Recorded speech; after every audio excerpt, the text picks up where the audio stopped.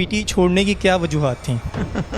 صبح کا بھولا اگر رات کو گھر آئے تو اسے بھولا نہیں کہتے. شہباز گل، شہزاد اکبر، زلفی بخاری، کبھی ہم نے ان کو دیکھا بھی نہیں تھا 2018 سے پہلے. نواز شریف صاحب کے ساتھ پاناما پہ ان کو نااہل کیا گیا، بہت ان کے ساتھ ناانصافی ہوئی تھی. لوگوں کے دلوں میں وہ اب بھی بستے ہیں، لوگوں کو ابھی بھی اسی طرح ان سے محبت ہے. عمران خان نے اپنے پاؤں پہ کلہاڑی نہیں بلکہ کلہاڑا مارا ہے. پاکستان میں آپ نے تباہی دیکھی ہے، ایک پورے سسٹمیٹک پلان طریقے سے کی گئی تھی. میرے خیال میں عمران خان نے سبق نہیں سیکھا. کس پارٹی میں شمولیت اختیار کریں گے؟ السلام علیکم، میں ہوں محمد حمزہ اور آپ دیکھ رہے ہیں نئی بات ڈیجیٹل. ناظرین، آپ کو پاکستان کے ملکی حالات کے بارے میں پتہ ہوگا کہ آج کل سیاست کے کیا حالات ہیں، کیا چل رہا ہے سب کچھ. آج ہم آپ کی ایک ایسی سینئر پولیٹیشین سے بات کروائیں گے جنہوں نے پاکستان تحریک انصاف سے اپنا کیریئر کا آغاز کیا. تو آئیں آپ کی ملاقات کرواتے ہیں مس عظمیٰ کاردار سے. میم، آپ کا تعلق پی ٹی آئی کے فاؤنڈنگ ممبرز میں سے تھا، تو بتائیے گا کہ پی ٹی آئی چھوڑنے کی کیا وجوہات بنی؟ لیکن جی اب تو رات گئی بات گئی. جہاں پہ وفاداری کی کوئی قدر نہ ہو اور نظریات جو ہیں وہ مفادات میں بدل جائیں تو پھر ہم جیسے لوگوں کی وہاں پہ کوئی جگہ نہیں بچتی ہے.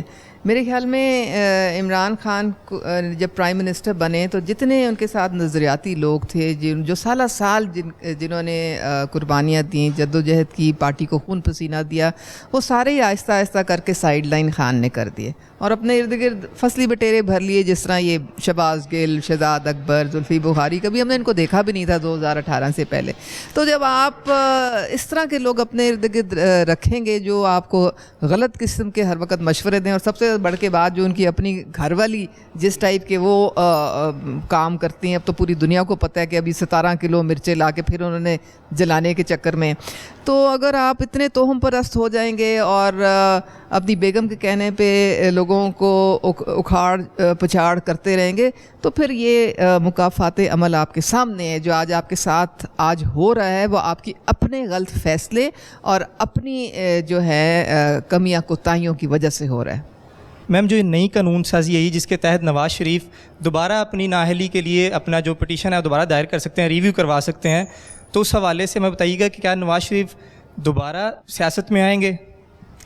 دیکھیں، یہ تو ثاقب نثار اپنے منہ سے انہوں نے بتا دیا پوری دنیا کو کہ میں نے جب صادق اور امین تھا ان کو میں نے آدھا کہا تھا، پورا نہیں کہا تھا. تو جو نواز شریف صاحب کے ساتھ پاناما پہ ان کو نااہل کیا گیا، بہت ان کے ساتھ ناانصافی ہوئی تھی اور اس کی تلافی ہونا بہت ضروری ہے.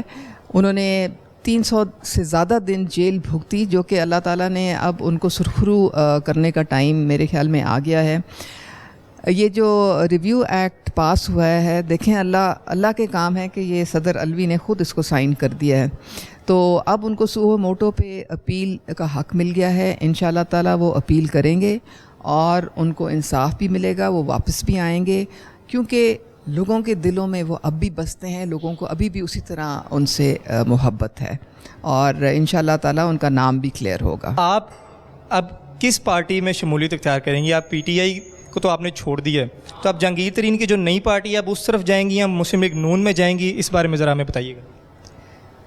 دیکھیں، جب ہم پنجاب اسمبلی میں وہ جو ساری جنگ چل رہی تھی تو اس وقت جہانگیر ترین کے گروپ کے ساتھ تھی میں، اور ہم اکٹھے تھے. حمزہ شہباز کے ساتھ ہم نے ان کو جا کے ووٹ بھی دیا تھا.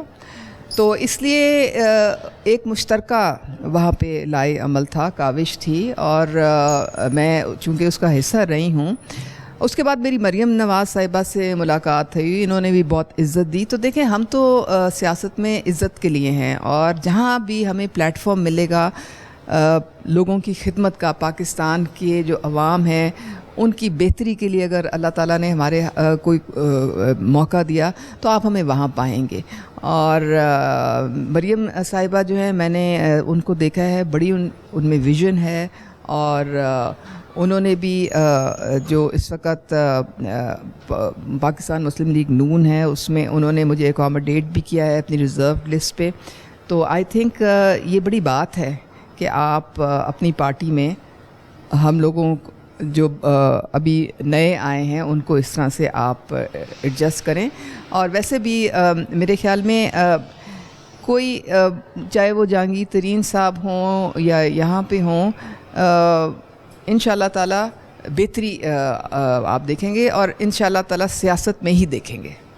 9 مئی کے واقعات کے بارے میں ہمیں تھوڑا سا بتائیں، اس دن جو ہوا اس کے پیچھے پی ٹی آئی کا کتنا ہاتھ تھا، یا آپ کے جو سینئر پارٹی کے ممبران ہیں ان کا کیا اس پہ سانس تھا؟ عمران خان نے اپنے پاؤں پہ کلہاڑی نہیں بلکہ کلہاڑا مارا ہے۔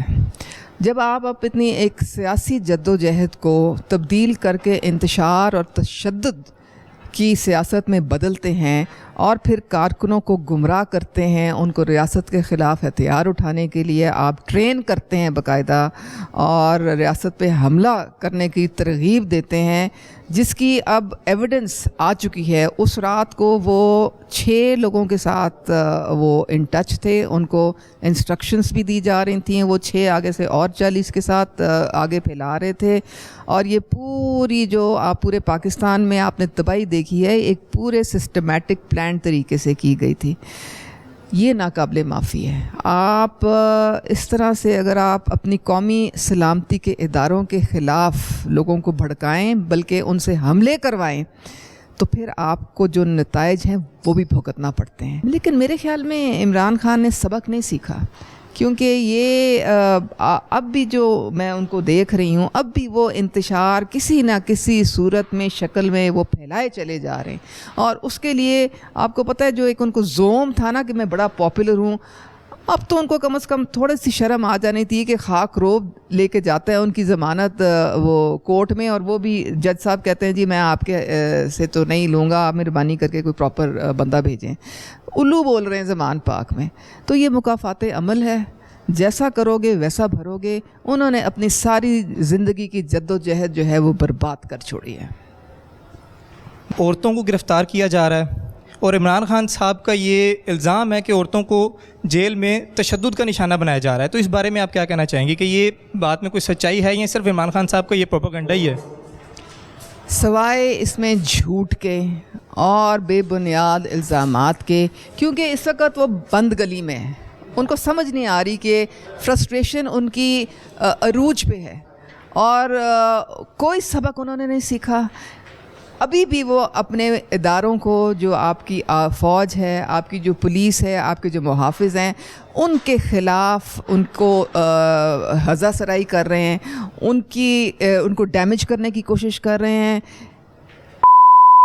کی کوئی لمٹ نہیں ہے وہاں پہ۔ رانا ثناء اللہ نے جو پریس کانفرنس کی تھی وہ اوفینسو بڑا اچھا انہوں نے لیا تھا، کیونکہ ہر دفعہ کیا عمران خان ہی ایک نیا ڈرامہ کریں گے اور باقی لوگ جو ہے وہ ایک دفاعی پوزیشن میں جا کے تو اپنے آپ کو ڈیفینڈ کریں گے؟ کیوں بھلا؟ یہ پہلے ہی بھانڈا پھوڑا ہے انہوں نے، اور ہماری جو ایجنسیز ہیں انہوں نے پکڑا ہے یہ جو سازش عمران خان اس وقت اپنے حواریوں کے ساتھ مل کے کر رہے ہیں، تو اس لیے ان کا وہاں پہ ناطقہ بند ہوا ہے، وہ باز نہیں آ رہے ہیں، اب یہ اپنے آپ کو اور مزید دلدل میں اپنے آپ کو دھکیلتے جائیں گے۔